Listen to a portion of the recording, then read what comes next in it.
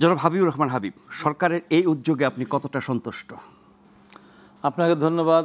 আপনার মাধ্যমে গ্লোবাল টেলিভিশনের সমস্ত দর্শক শ্রোতাদেরকে আমার সশ্রদ্ধ সালাম, বিজ্ঞ সমালোচক মাহবুব কামালকে আমার শুভেচ্ছা।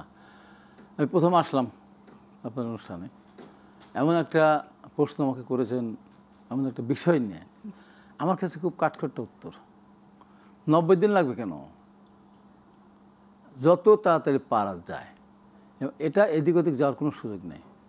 উপযুক্ত প্রমাণ সাপেক্ষে যত দ্রুত, তার মানে 90 দিনের ভিতরে সব কাজ শেষ করতে হবে। 90 দিনও অনেক দিন সময় হয়ে যাবে। মানে তা যদি এরকম আপনি পরপর কয়েকটা ঘটনা ঘটান, শাস্তিটা দিয়ে দেন, তাহলে কেউ সাহস পাবে না। ধর্ষণ করার পর তার মরেই যদি যেতে হয়, মারা যদি যেতে নিশ্চিত হয়ে যায়, মৃত্যু নিশ্চিত হয়ে যায়, তাহলে এই পথ থেকে অনেকে সরিয়ে আসবে। এটা একটা অন্যায়, জঘন্য অন্যায়। তো এই জন্য সরকার উদ্যোগ নিয়েছেন, তার সাথে আমি আরও এগিয়ে নিয়ে আসার কথা আমি বলবো। পাশাপাশি আর একটা আইন করতে হবে, সেটা হলো যে এই সুযোগ নিয়ে আবার কেউ যেন মিথ্যামিথ্যে মামলা না করে, কাউকে হয়রানি না করে। হয়রানি না, মিথ্যামিথ্যে মামলা করলে সেটার কিন্তু আবার উল্টা বিচার হতে হবে, তাহলে এটা হবে।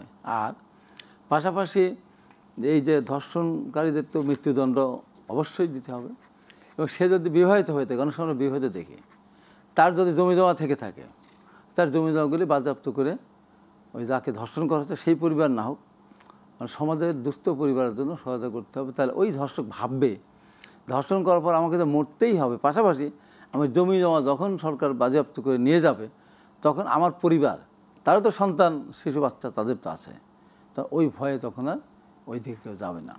আর যদি কোনো অবিবাহিত ছেলেরা করে থাকে, তাহলে তার নিজস্ব যে তার বাবার পক্ষ থেকে যে সম্পত্তি তার পাওয়ার কথা, সেটিও সেখানে বাজেয়াপ্ত করে সেটা অন্য ভালো কাজে লাগাতে হবে।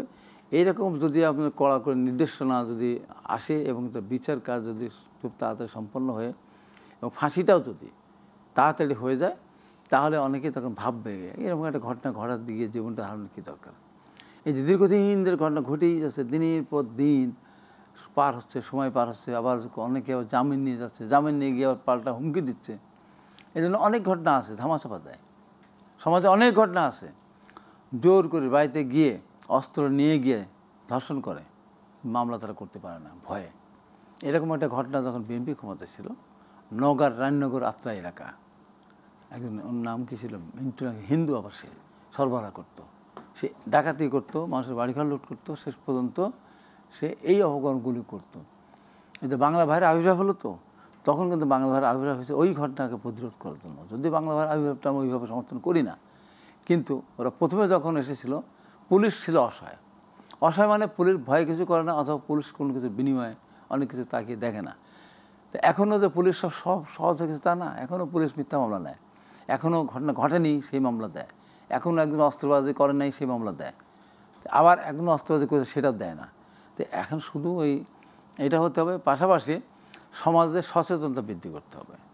এই যে প্রতিটা পরিবার থেকে যদি আমরা এইগুলি যদি আলোচনা করি, প্রতিদিন যদি আমরা আলোচনায় নিয়ে আসি যে এই ধরনের কোনো ঘটনা ঘটানো যাবে না, এবং একটা দৃষ্টান্তমূলক যদি শাস্তির ব্যবস্থা করা হয়, তাহলে এটা বন্ধ হয়ে যাবে। এবং আজকে যারা এই যে প্রতিরোধ গড়ে তুলেছে, আমি তাদেরকে ধন্যবাদ জানাচ্ছি। আমার মনে হয় যে শুধু তারা না, শুধু বিশ্ববিদ্যালয়ের ছাত্রছাত্রী না, সর্বপর্যায়ের মানুষ, সর্বপর্যায়ের মানুষ।